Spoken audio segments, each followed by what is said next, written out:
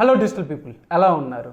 So 2008లో ఫుడీబే అని చెప్పి మన ఇండియాలో ఒక బ్లాగ్ స్టార్ట్ అయింది. అది ఎంత ఫేమస్ అయిందంటే 2021లో ఆ బ్లాగ్ ఐపీఓకి వెళ్ళింది. ఏంటి, ఒక బ్లాగ్ ఐపీఓకి వెళ్ళిందా? పబ్లిక్ ఐపీఓకి వెళ్ళిందా? ఎప్పుడు జరిగింది, ఎలా జరిగింది అనుకుంటున్నారా? It is none other than Zomato. చాలా తక్కువ మందికే జొమాటో బ్లాగ్గా స్టార్ట్ అయిందని తెలుసు. సో 2008లో ఫుడీబే అనే పేరుతో మెనూస్ లిస్ట్ చేయటము, అట్లానే ఈ రికమెండేషన్స్ చేయటము.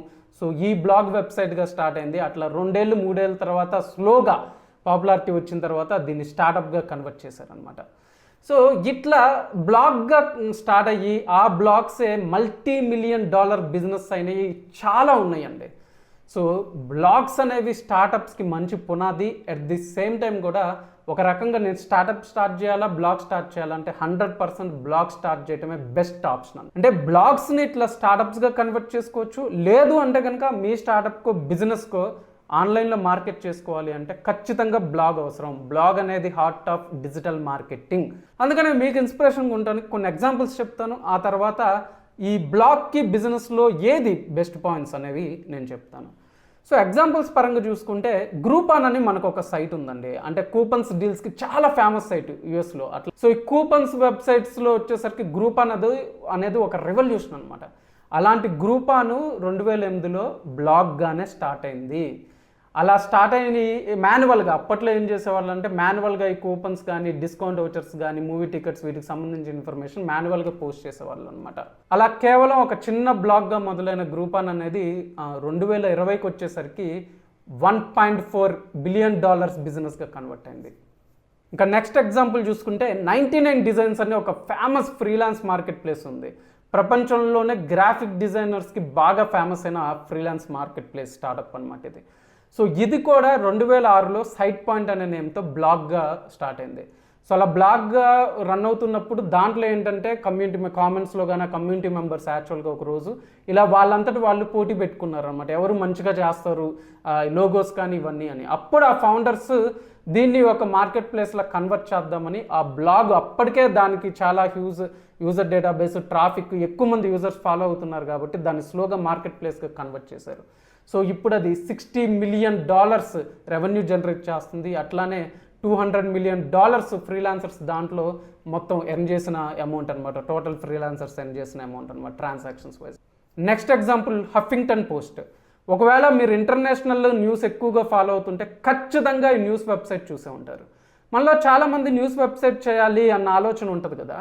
న్యూస్ వెబ్సైట్ అనగానే అఫ్కోర్స్ చాలామంది ఏంటంటే చాలా తక్కువగా చూస్తారు. కానీ హఫింగ్టన్ పోస్ట్ అనేది న్యూస్ వెబ్సైట్గా, న్యూస్ బ్లాగ్గా స్టార్ట్ అయ్యి యుఎస్లోనే, అమెరికాలోనే ఒక మోస్ట్ పవర్ఫుల్ డిజిటల్ మీడియంగా మారిందనమాట. సో ఇది 2005లో స్టార్ట్ అయింది. దీని ఫౌండర్ ఏం చేశారంటే, మామూలుగా మనం అనుకుంటాం కదా మనం కంటెంట్ రాయలేము, ఎట్లా బ్లాగ్ స్టార్ట్ చేయాలని. ఈ ఫౌండర్ కూడా తను ఇక్కడ ఎక్కువ కంటెంట్ రాయలేదు. సో ఎక్కువగా ఏంటంటే కంటెంట్ రైటర్స్ని కానీ, న్యూస్ గ్యాదర్ చేసుకునే వాళ్ళని గ్యాదర్ చేసి వాళ్ళ చేత ఆర్టికల్స్ అనేవి రాయిపించారు. స్లోగా ఈ బ్లాగ్ని ఒక మీడియా పబ్లికేషన్ దీనిలాగా కన్వర్ట్ చేశారనమాట.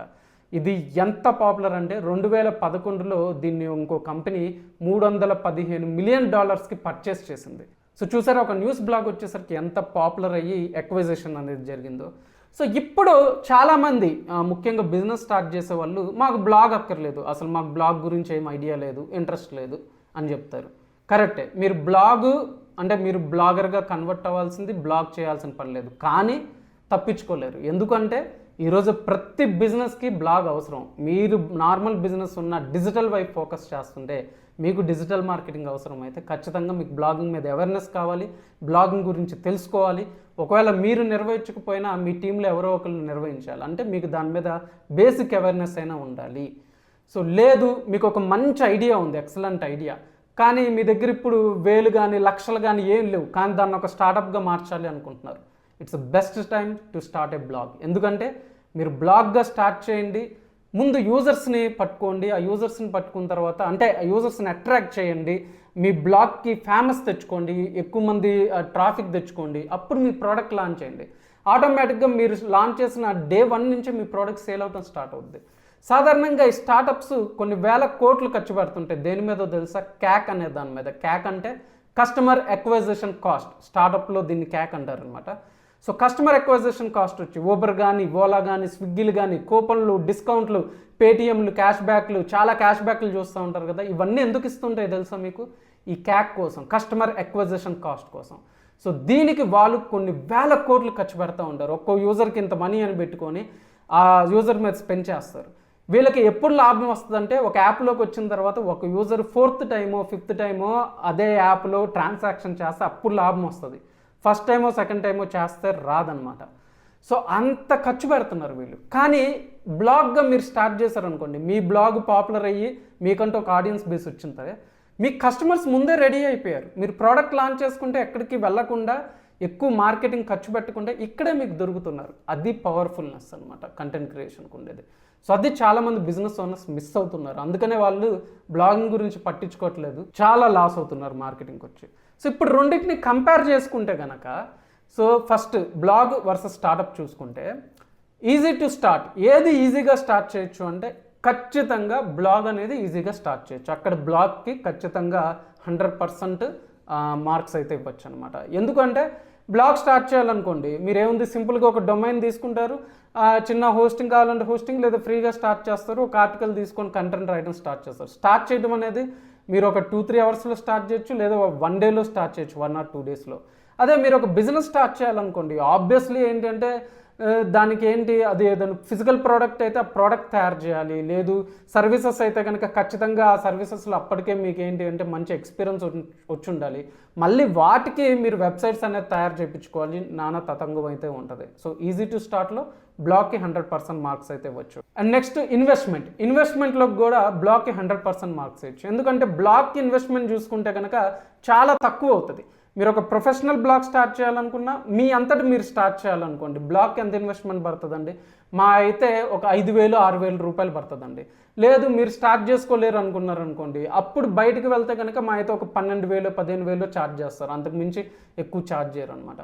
సో అలా చూసుకుంటే చాలా తక్కువ ఇన్వెస్ట్మెంట్ పడుతుంది. అదే ఒక బిజినెస్ అనుకోండి, ఖచ్చితంగా మీరు 10,000 లోపు ఫుల్ ఫ్లెడ్జ్డ్గా బిజినెస్ అయితే స్టార్ట్ చేయలేరు. కానీ అదే అమౌంట్లో ఇక్కడ ఫుల్ ఫ్లెడ్జ్డ్గా బ్లాగ్ చేయొచ్చు. తక్కువ కాస్ట్లో బ్లాగ్ ఎలా స్టార్ట్ చేసుకోవాలని డౌట్ ఉందనుకోండి, మన వీడియో డిస్క్రిప్షన్లో యాక్చువల్గా నేను ఒక స్పెషల్ లింక్ ఇస్తాను, ఆఫర్ లింక్. కేవలం ఇది మన స్మార్ట్ తెలుగు యూజర్స్కి మటుకేనమాట. సో చూసారు కదా, special offer for smart Telugu అని ఉంది. సో దీంట్లోకి వెళ్ళిపోతే కనుక మీరు ఇక్కడ చూడొచ్చు, అంటే వర్డ్ప్రెస్ అనేది బెస్ట్ ఆప్షన్ కాబట్టి బ్లాగ్కి.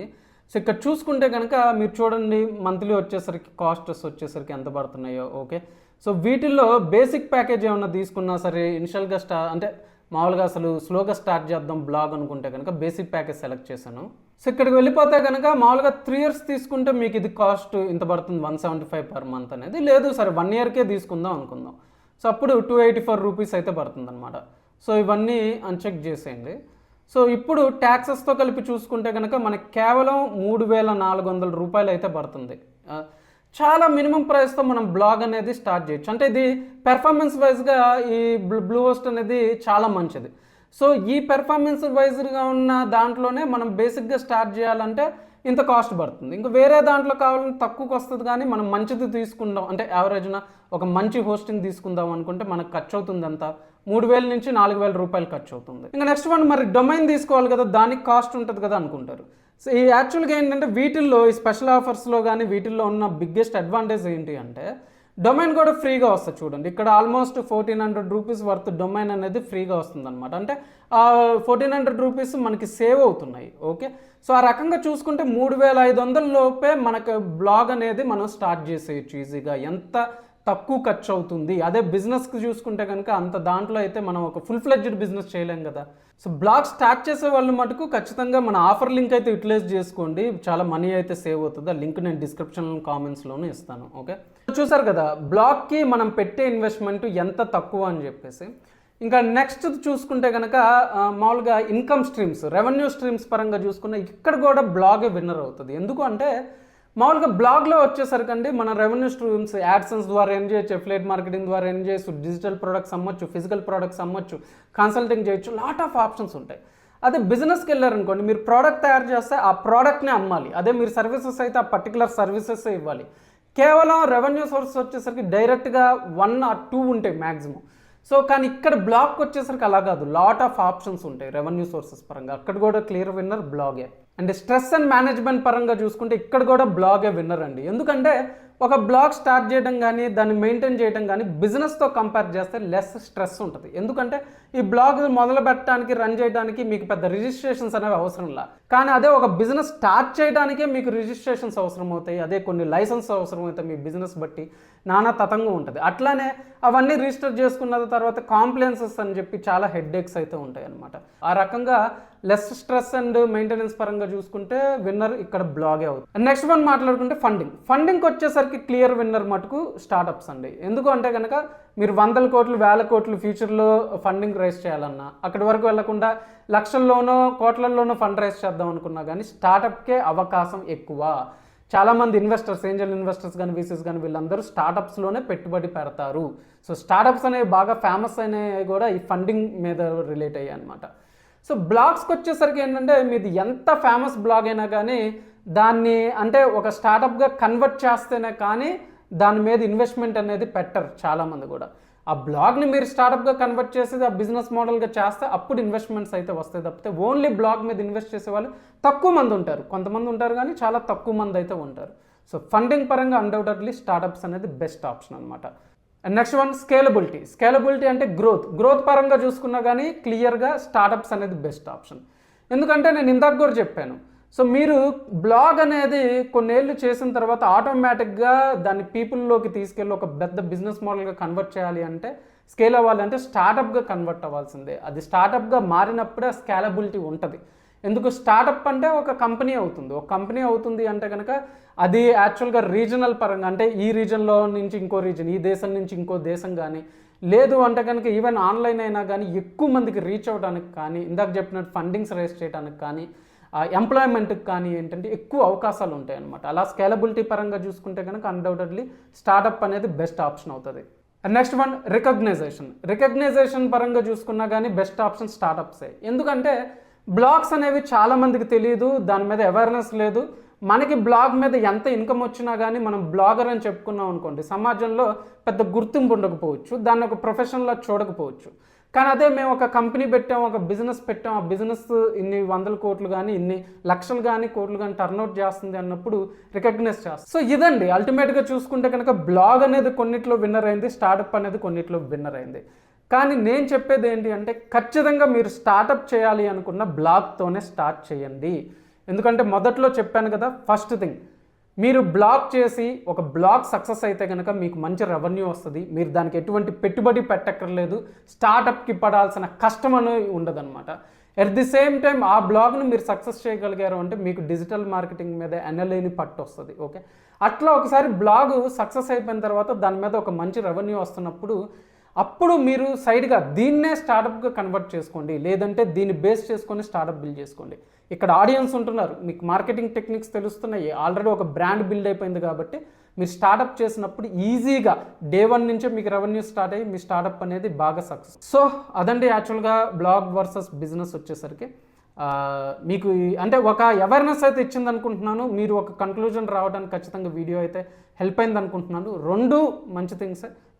మీకు ఏది సూట్ అవుతుంది, దేన్ని ఎలా యూటిలైజ్ చేసుకోవాలన్నది మీరు డిసైడ్ చేసుకోండి. ఇంకో మంచి వీడియోతో కలుస్తాను. అంతవరకు సజెషన్ మీరు ఓకే రాను. Thank you.